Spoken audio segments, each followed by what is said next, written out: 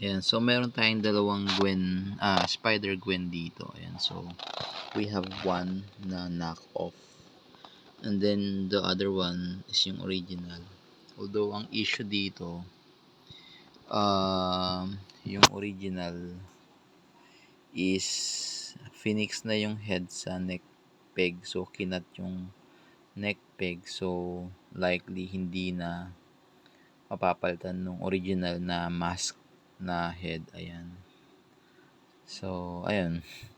So, likely fixed na siya. So, if gustong mapalitan, kailangang i-replace yung head, yung neck, pati yung peg mismo, yung bilog. Yung may bilog. Ayan.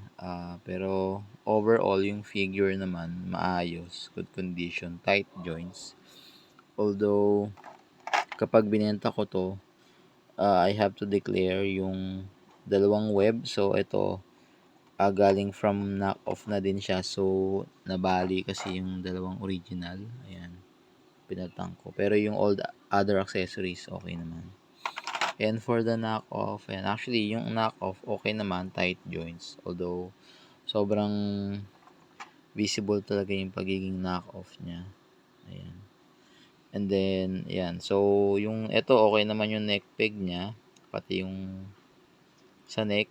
Although, yun nga, dahil yung KO na head niya is nilagay na dito. So, hindi ko na siya sasama. So, if you're wondering, so magkaiba sila ng size ng ball joint nung neck. Ayan. So, medyo maano dito, malaki. So, dito kasi sa part, medyo maliit. Ayan. So, hindi sila pwedeng i-replace. Ayan. So, sa box, ito yung knock-off over dito sa original. Ayan. So, sobrang kita din yung difference. Okay.